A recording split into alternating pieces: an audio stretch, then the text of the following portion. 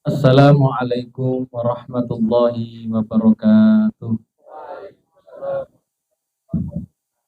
Bisa dibantuin titik,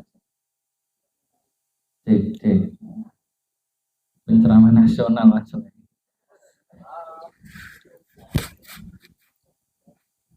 Alhamdulillah wa syukurillah wala haula wala quwata illa billah amma ba'du. Yang kami hormati seluruh hikapnik Sunan Bonang, seluruh kader-kader yang kami banggakan, wabil khusus Ketua Rayon Sunan Bonang, Mas Sahril. Terus nggih, Mas Sahril boleh kelihatan menakutkan, tapi sesungguhnya hatinya penuh kasih sayang. Misalnya, dan seluruh kader yang bisa jadi masih belum mapaba, segera di mapaba, karena satu langkah untuk masuk surga itu adalah mapaba. Saya catat ini, satu langkah untuk masuk surga, tiket untuk bisa kita ambil itu adalah ikut mapaba. Boleh tepuk tangan untuk kita.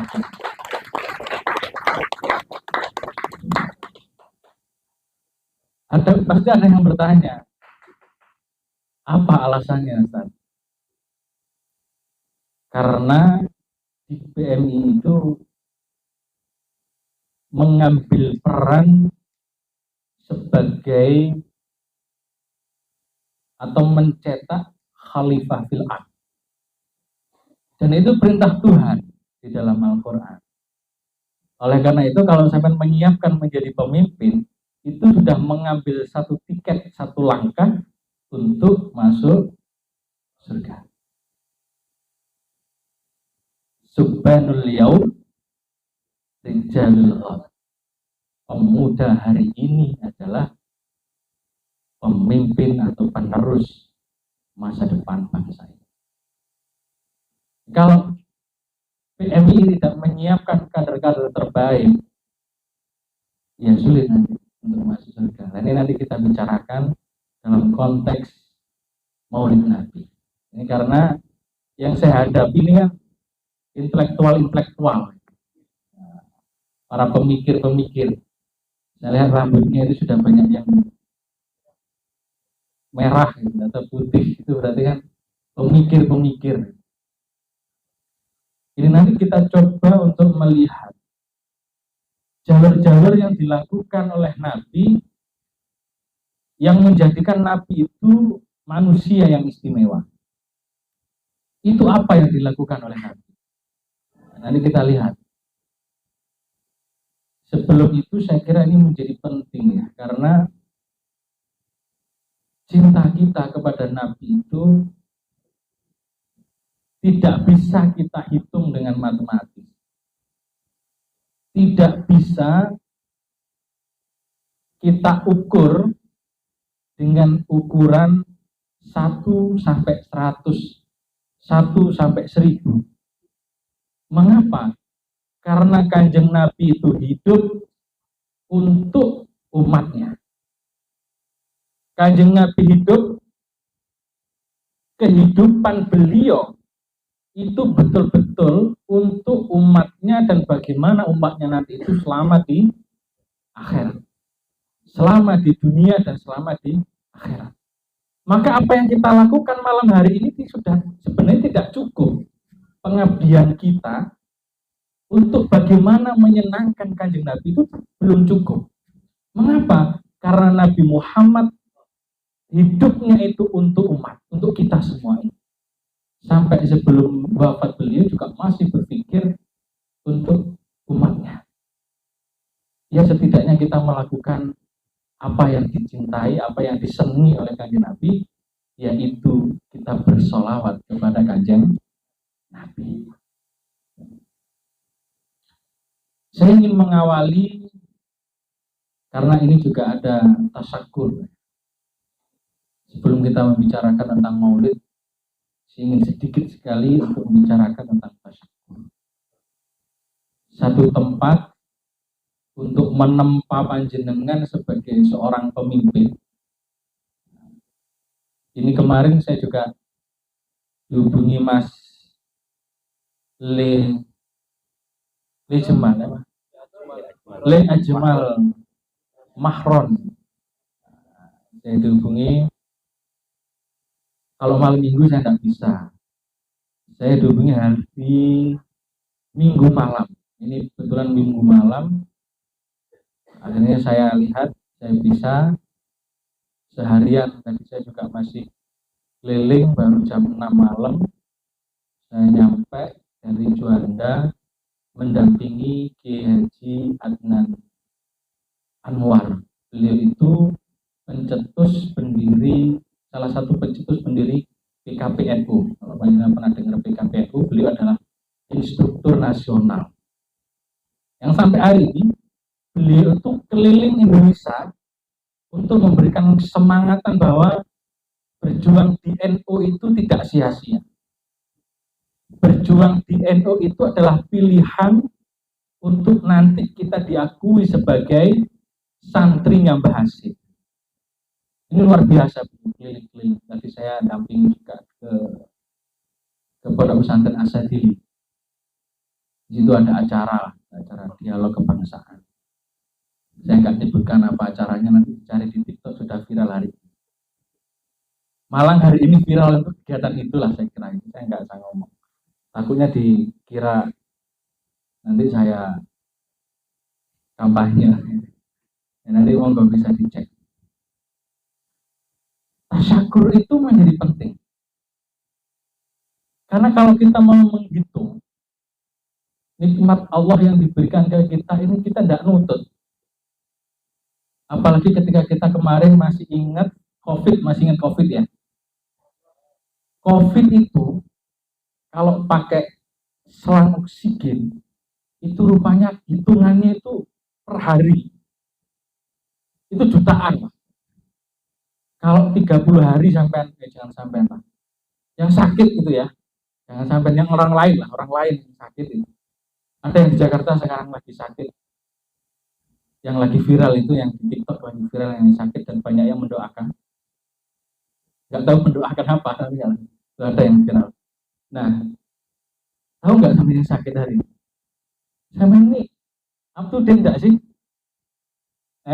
Tapi lihatannya TikTok atau lihatannya Al-Quran sih? Al-Quran, ya Allah, ya. Kalau saya lihat wajah-wajahnya memang wajah-wajah cover Al-Quran kali. Covernya bukan isinya. Cover Al-Quran. Nah, saya tanya salah satu dokter, hitungan oksigen itu rupanya mahal banget.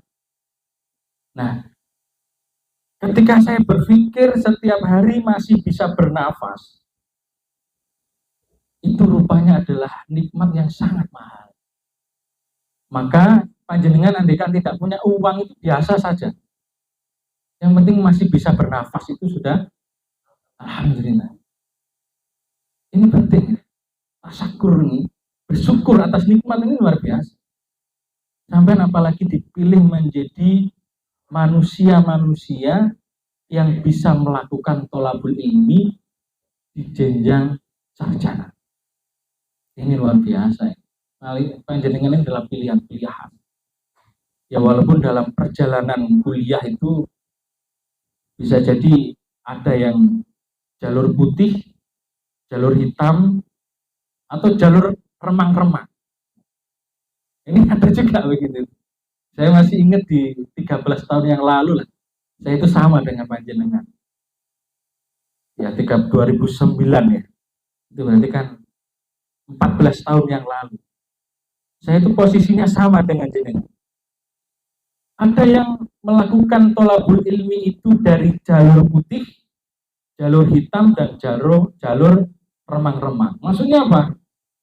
Ada yang melakukan tholabul ilmi ini, dia tidak pernah melakukan atau tidak pernah masuk di kehidupan maksiat. Ada juga ini, sukanya wirid, zikiran, la ilaha illallah, la ilaha illallah. Kemana-mana bawa tasbih. Kemana-mana kalau melihat temennya yang agak tidak benar sedikit, astagfirullah, subhanallah, innalillahi. Itu ada, itu jalur putih. Ini bagus nih, ada nih ya jalur putih. Nah, jalur putih. Luar biasa ini jalur putih. Ada yang jalur hitam. Nah, jalur hitam ini punya pemahaman yang agak konyol menurut saya. Dia punya pemahaman bahwa pengampunan Tuhan itu seluas samudera. Walaupun saya melakukan sebanyak dosa seair laut, Allah tetap mengampuni. Jadi dia melakukan banyak maksiat. Wah, ya ngono lah pokoknya maksiat lah. Gak usah tak jelas nih kabeh sampean yang nglakoni maksiat, Mas. Jadi maksiat itu. Ya. Nah, itu ada jalur begitu. Yang sering melakukan maksiat. Saya tanya, sampai kok senang melakukan maksiat? Karena saya merasa selalu punya dosa. Dan ketika saya merasa punya dosa, berarti saya masih ingat dengan Tuhan. Daripada sampean merasa tidak punya dosa, akhirnya tidak pernah ingat Tuhan. Iki ya rada konyol juga tak pikir-pikir. Oh no, sing aliran kok ngene. Terus yang ketiga ada yang aliran remang-remang. Yang ngelakoni maksiat, yang ngelakoni sholat, gitu. Poso ya poso, dolen ya dolen. Kecangar ya neng cangar gitu neng rada ndur titik neng apa payung gitu ya, munggah titik neng para layang gitu ya. Ada juga begitu tuh. Ya tapi sholat gitu, wae wudu gitu. Wae mandi gitu. Itu ada juga yang begitu tuh. Ada yang begitu tuh. Ya pokoknya dilakoni dan tetap melakukan kebaikan. Ya, melakukan kebaikan. Yang pasti adalah kita harus bersyukur di posisi kalian hari ini. Karena tidak semua orang punya satu tempat yang hari ini panjenengan lakukan. Nah, kita masuk maulid. Ini 20 menit kita selesai. Nggak usah lama-lama. Karena kan terus pinter-pinter. Yang kedua ya mesti alusan. Yang ketiga aku yang ngantuk. Jadi cukuplah 20 menit. Kalau kita itu mencintai Nabi, saya mengambil dari kitab Mukasyafatul Qulub karangan Al-Imam Ghazali. Barang siapa yang dia mengaku hubun Nabi, barang siapa yang mengaku dirinya cinta kepada Nabi, walam yuhibbul ulama wal fuqara, fahuwa kadzabun. Orang yang mengaku dia cinta Nabi, tapi dia tidak cinta ulama dan tidak cinta dengan fuqara, sesungguhnya dia itu adalah pembohong. Sesungguhnya dia itu adalah pembohong, pendusta. Maka kalau panjenengan mengatakan cinta kepada Nabi, maka harus cinta kepada ulama. Mengapa? Karena ulama itu adalah pewaris Nabi. Ulama lah yang membawa warisan ilmunya Nabi. Ulama lah yang membawa warisan perilaku Nabi. Ulama lah yang menjadi pewaris ungkapan Nabi. Maka kalau panjenengan ingin melihat Nabi, lihatlah ulama. Pertanyaannya adalah, mahasiswa Fai Unisma setiap bulan berapa kali sowan ke ulama? Pertanyaannya, Kalau kalau panjenengan itu suka kepada Nabi, ya seringlah untuk sowan kepada ulama. Cintailah ulama. Gitu. Ya sampai lihat, sampai senang ulama atau tidak. Kalau saya lihat ini bagus nih lah. Persiapannya sudah bagus gitu ya. Ada macam-macam ini. Ada jeruk, ada semangka, melon, ada anggur. Sekarang itu rupanya ada anggur muda. Memang yang muda itu lebih enak. Gitu ya? Benar ya? Daripada yang koyo ruruh sama. Nah, kalau cinta Nabi yang pertama yang harus diwujudkan adalah cinta kepada ulama. Satu perilaku yang menunjukkan cinta ulama itu adalah panjenengan kalau ada ulama, misalkan ada ceramah agama di mana kira-kira itu, datangin itu, cium tangannya. Saya itu sekarang agak jarang minta foto kepada kiai, agak jarang. Tapi kalau ada kiai yang saya senengi, saya foto. Minimal bisa mengangkat rating lah kira-kira gitu.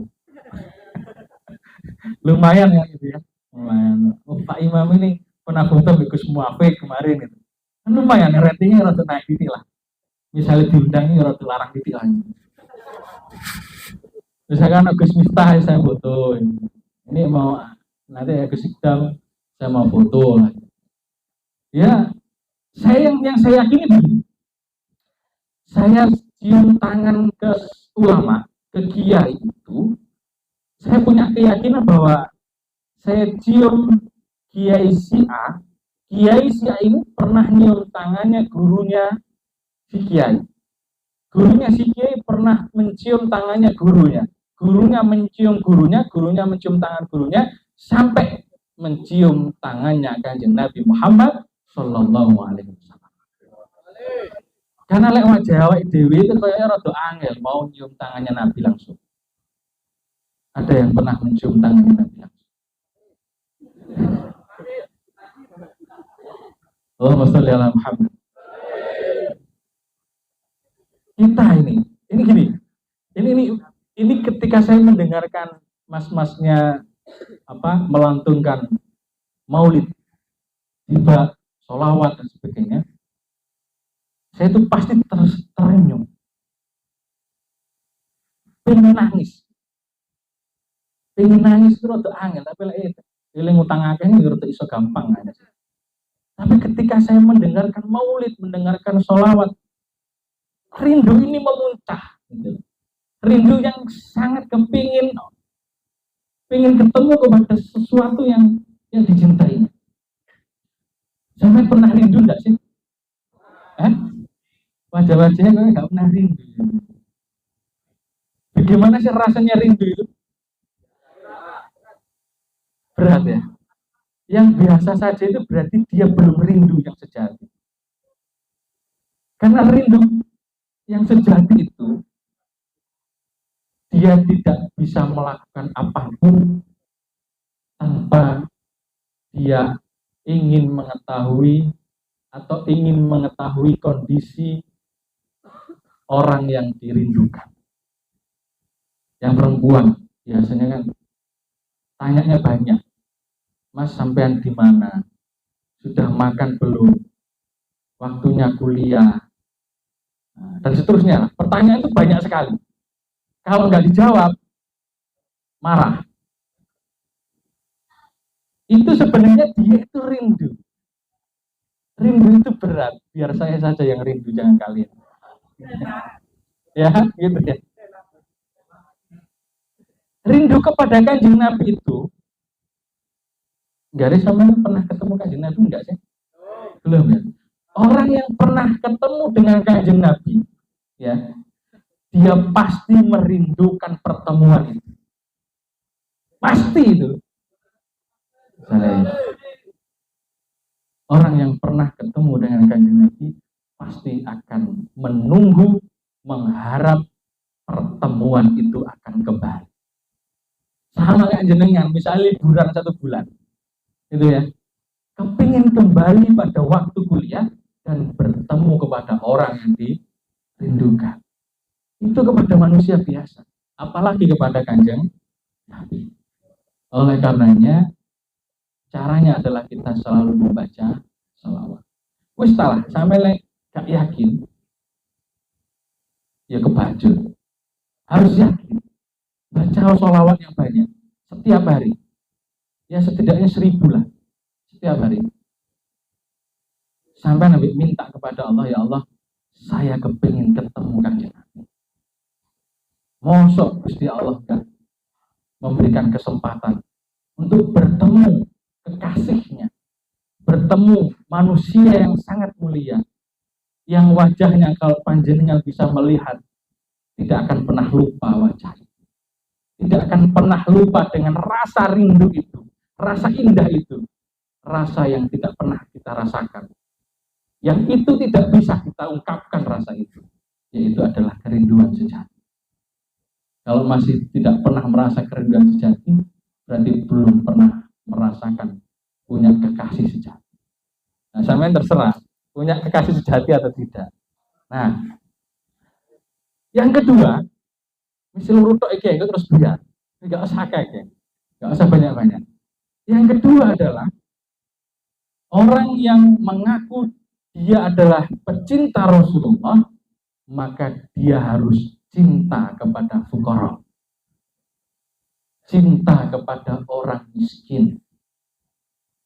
Caranya bagaimana kita mencintai orang miskin? Yaitu adalah kita peduli kepadanya. Biasanya kalau PM ini luar biasa kepedulian sosialnya. Prinsipnya PM itu kayak begini, tidak apa-apa saya tidak makan, yang terpenting umat itu makan. Itu PMI. Tidak apa-apa saya tidak makan, yang penting sahabat-sahabat saya itu sudah makan. Luwih apik meneh, saya yang makan, sahabat-sahabat saya juga makan. Ukurannya sederhana. Kalau ada orang miskin, kita peduli tidak dengan orang miskin. Kalau enggak, jangan katakan kalau panjenengan itu pecinta Nabi. Karena Nabi ini luar biasa. Nabi Muhammad ini betul-betul bagaimana melakukan gerakan untuk merubah tatanan ekonomi, tatanan peradaban, untuk bagaimana ketidakadaan kesenjangan kepada semuanya. Sampai Nabi itu salah satu pemikiran yang luar biasa atau perilaku Rasul yang bisa kita ikuti adalah Nabi itu tidak pernah melihatkan, andaikan beliau lapar, itu tidak pernah melihatkan kelaparannya. Mengapa? Karena dia ingin memberikan optimisme di dalam kehidupan ini. Itu Rasulullah. Sampai kalau kita tahu sejarah kan sampai apa? Perutnya itu diganjal-ganjal biar kelihatan tetap bahwa Rasulullah itu tidak kelaparan. Dan kita ini kebalik. Perutnya yang mengganjal, bukan diganjal oleh yang lain. Perutnya yang mengganjal. Kenapa? Karena kita selalu makan terus. Penuh ya, begini makan terus. Enggak apa-apa lah, bagus. Nah, ini yang saya kira harus kita pelajari. Saya tambahlah sedikit tentang apa yang dilakukan oleh Rasul. Selain apa yang saya ambil dari kitab Mukasabatul Qulub. Ini banyak sebenarnya urean-ureannya. Nah, kita akan mengambil satu sikap Rasulullah yang luar biasa. Yang itu tidak dimiliki oleh nabi-nabi yang lain. Rasulullah itu umatnya tetap abadi sampai hari ini. Itu apa penyebabnya? Apa penyebabnya? Karena Nabi tidak pernah berdoa kepada Allah untuk umatnya dihancurkan. Kalau sampai lihat sejarah-sejarah, para nabi, para rasul sebelum Nabi Muhammad, itu banyak yang berdoa, dan umatnya hancur. Habislah. Tapi Nabi tidak. Nabi itu mempunyai satu pemikiran yang luar biasa. Ketika Nabi itu dihantami di kaum pernah ya di satu kaum yang itu dihantami sampai berdarah Rasulullah. Jibril itu marah. Ya Nabi, kalau saya diizinkan, saya akan angkat gunung itu, akan saya apa uncalnya, saya lempar neng orang-orang yang memusuhi panjenengan. Tapi apa kata Nabi? Jangan ya Jibril. Dia begitu karena tidak tahu tentang Islam. Dia begitu karena tidak tahu tentang Rasulullah, tidak tahu tentang Nabi Muhammad. Jangan. Siapa tahu keturunan-keturunannya dia akan menjadi umat Islam. Andaikan dia didoakan habis, nggak ada penerusnya. Itulah kelebihan Nabi Muhammad Sallallahu Alaihi Wasallam. Maka di Al-Quran, wa ma arsalnaka rahmatan lil alamin. Disitulah sebenarnya nilai rahmat yang itu tidak dimiliki yang lainnya. Nah, kita mau nggak menjadi rahmat bagi sekeliling kita? Setidaknya kalau ada temennya, yang belum makan, setidaknya panjenengan peduli dengan temannya. Kalau misalkan panjenengan hanya punyanya satu piring atau satu bungkus, setidaknya satu bungkus sampai makan berdua. Bisa nggak kira-kira? Karena wajah-wajah pergerakan itu adalah sebagian besar adalah kaum muta'affin, kaum yang lemah kita ini. Kenapa lemah? Nah, ini tak tarik sedikit nasional. Sama rotok mikir dikit. Bukan saya kampanye enggak. Ya. Jadi kalau kita mau lihat ekonomi Indonesia, gitu ya. Sebenarnya di ekonomi itu ada bahasanya Yai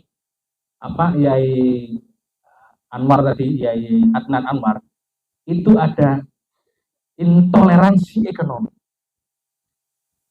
Ada intoleransi ekonomi yang itu sesungguhnya yang berkuasa bukan orang Islam.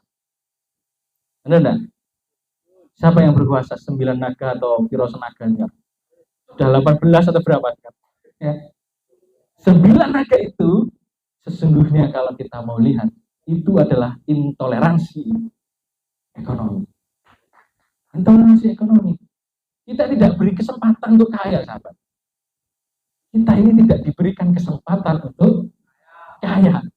Justru dia yang kaya. Ya, maka di sini harus kita kaya nih mulai ini. Ya, setidaknya kaya perasaan lah itu, kaya hati. Nah, maka kita harus melihat bahwa tidak hanya intoleransi itu adalah berbicara tentang keagamaan. Selama ini yang digembor-gemborkan adalah intoleransi tentang beragama. Rupanya ada intoleransi ekonomi yang tidak pernah kita sentuh dan tidak pernah kita diskusikan, yang sesungguhnya itu yang penting untuk kita perjuangkan di hari ini. Maka pilihlah siapa, gitu ya. Kira-kira gitulah, kira-kira gitu ya. Kira-kira gitu ya. Pilihlah siapa, saya nggak mau. Silakan pilih siapa, itu bebas kan. Maka ini menjadi penting untuk kita lihat. Karena Rasulullah, ini kembali ke Rasulullah. Rasulullah itu satu, Rasulullah itu menjadi seorang pemimpin. Ulil amri. Benar ya? Menjadi pemimpin. Yang kedua, Rasulullah itu menjadi Rasul. Utusan Allah. Membawa kebenaran. Membawa firman. Membawa kalam Allah. Itu Rasulullah. Dan yang ketiga, Rasulullah itu menjadi manusia biasa. Menjadi manusia biasa. Menjadi seorang suami yang baik. Menjadi warga yang baik. Tapi di sisi yang lain, Rasulullah menjadi pemimpin. Dari sisi yang lain, Nabi Muhammad menjadi utusan Allah. Dan 3 hal ini bisa dilakukan oleh Rasulullah. Nah, setidaknya kita umatnya Nabi bisa sedikit-sedikit mengikuti kanjeng Nabi. Salah satunya apa? 3 ini kita kupas selesai, karena masih ada yang baru datang. Nanti nggak dapat apa-apa, ya kan? Hanya dapat jajan. Jadi setidaknya dapat provokasi lah. Nah, ada 3 hal. Ada 3 hal. Rasulullah sebagai pemimpin, Rasulullah sebagai utusan Allah, Rasulullah sebagai manusia biasa. Yang pertama, Rasulullah menjadi pemimpin. Bagaimana Rasulullah memimpin? Rasulullah memimpin yang didasari dengan keadilan, yang didasari dengan egaliter. yang didasari dengan demokrasi. Itu Rasulullah. Apa buktinya? Di Madinah. Bagaimana non-muslim itu bisa hidup damai dengan kepemimpinan Rasulullah. Dijamin keamanannya oleh Rasulullah.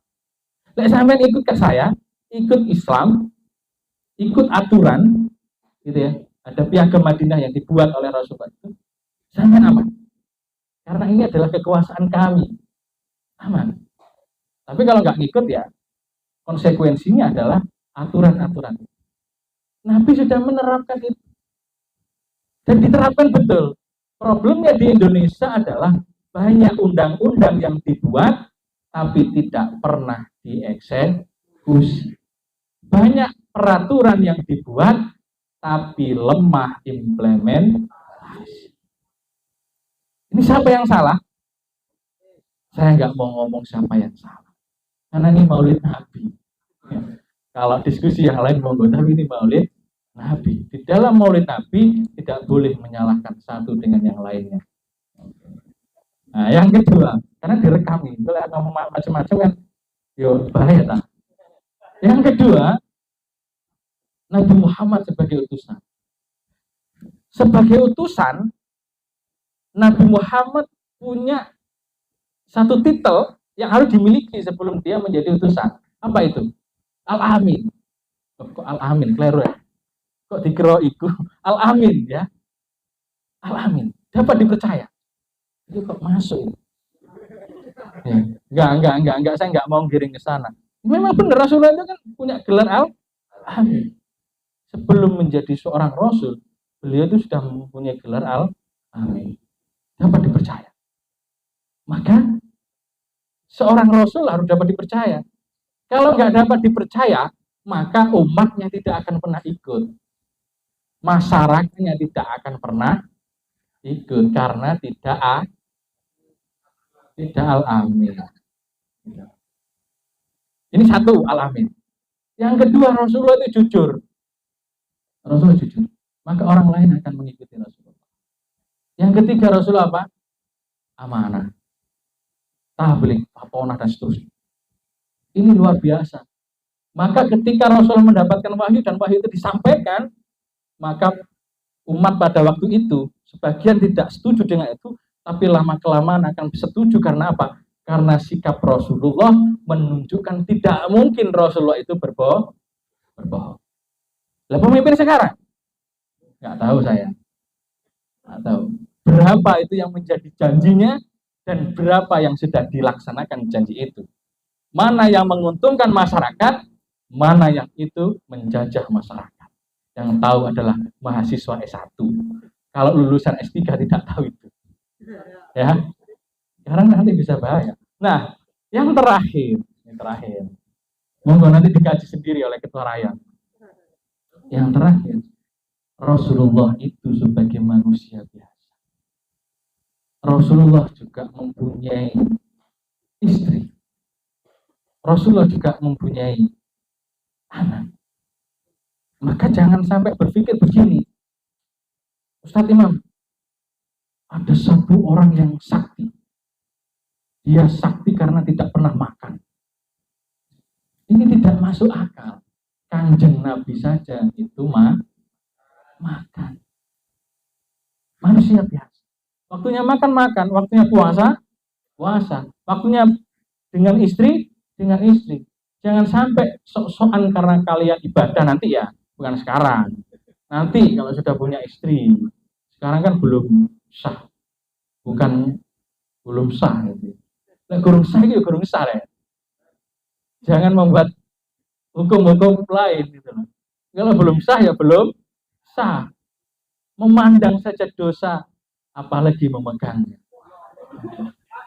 Memandang itu dosa, ya. Yang perempuan saya kasih tahu, jangan pernah engkau mencintai orang yang meninggalkan Allah. Allah saja ditinggalkan, apalagi kamu. Serius itu, ya. Carilah lelaki yang mencintai dengan sepenuh hati. Karena lelaki yang mencintai sepenuh hati dia tidak berpikir untuk mendapatkan kembali. Itu laki-laki sejati. Laki-laki setengah sejati itu ya gak tenanan, yes, ia hanya cinta di lisan, tapi sebenarnya hatinya tidak. Dia mengatakan cinta di lisan, tapi sebenarnya hatinya ingin merasakan tetangga di sebelah yang jauh di sana. Tapi kalau orang yang mengatakan, ini saya kasih tahu ya, orang yang mengatakan cinta dan cinta sejati, dia tidak pernah berpikir mendapatkan kenikmatan. Kesakitan pun dia lakukan. Yang terpenting yang dicintainya itu merasakan kebahagiaan. Masuk ya? Ini sehingga dilarang gitu. Nah, jadi Kanjeng Nabi itu, tapi nggak usah dibayar karena saya kesini ini, memang saya cinta PMI. Aku nggak cinta PMI nggak akan kesini saya. Ini tadi anak saya itu sudah mikirin, ya mau kemana lagi, mau ceramah, nangis ini dikit itu. Gak apa-apa, doakan yang penting ayah sehat, terus uangnya banyak, nanti beli mobil baru, beli rumah baru, kita punya pesantren. Gitu loh. Santri ini sampai ya santri ini. Nah, kita mau mengambil sifat Rasulullah sebagai manusia. Kita kalau mau mengikuti Nabi sebagai utusan, kita nggak mungkin, nggak nutut kita. Kalau kita mau mengikuti Rasulullah sebagai pemimpin yang luar biasa, egaliter, jujur, amanah, saya kira kok agak sulit. Tapi kita bisa mengikuti Rasul sebagai manusia biasa. Apa yang dilakukan Rasulullah sebagai manusia biasa? Rasulullah tidak memaksakan dirinya untuk melakukan sesuatu yang bukan bidangnya. Ojo sampai jurusan liyane Fai itu ceramah rek. Oleh. Tapi ini khusus ya, Tapi di syuting ya rek. Nah, kalau bukan bidangnya agama, ya,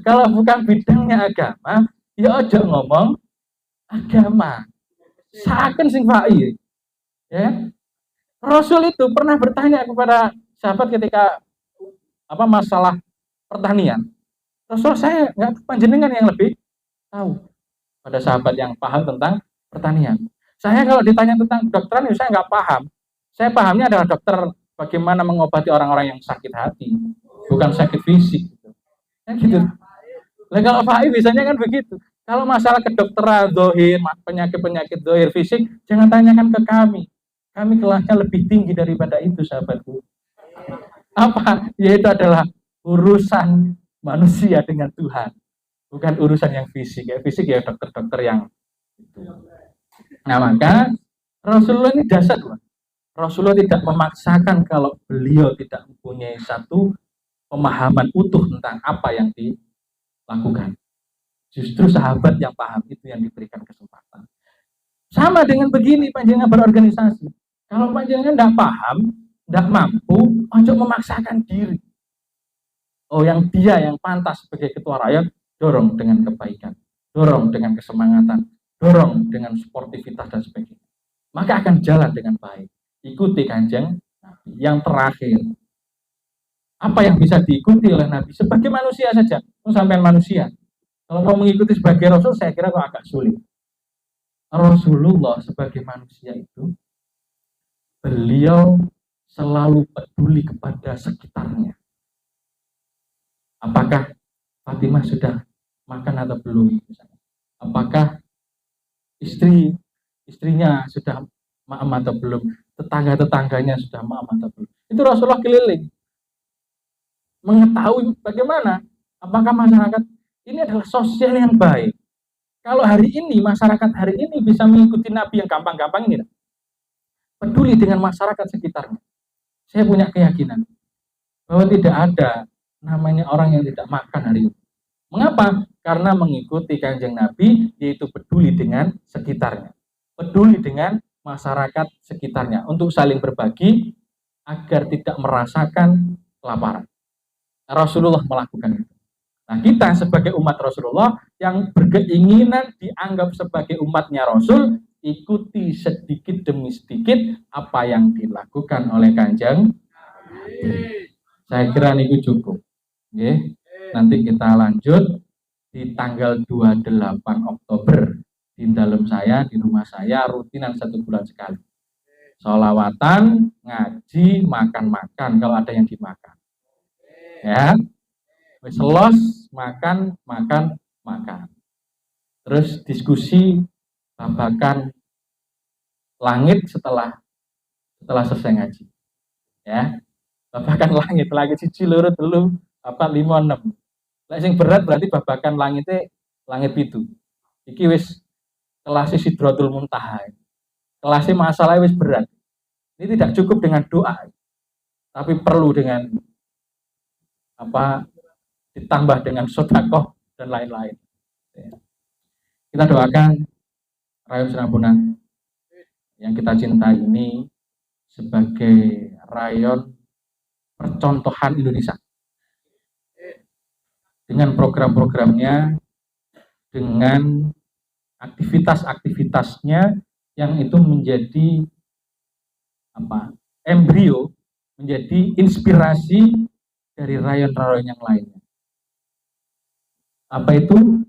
Rayon yang religius tapi ilmiah. Religiusnya bagus, keilmuannya bagus, tingkah lakunya juga bagus, dan kita tunjukkan bahwa alumni Rayon Sunan Bonang akan bisa memberikan warna, memberikan kemanfaatan untuk bangsa Indonesia ini. Dan saya yakin saya tadi dapat ilmu dikit dari Yai Adnan.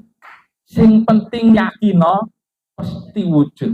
Sing penting yakino mesti wujud. Dan saya yakin dari semua ini pasti ada satu yang akan menjadi pemimpin nasional.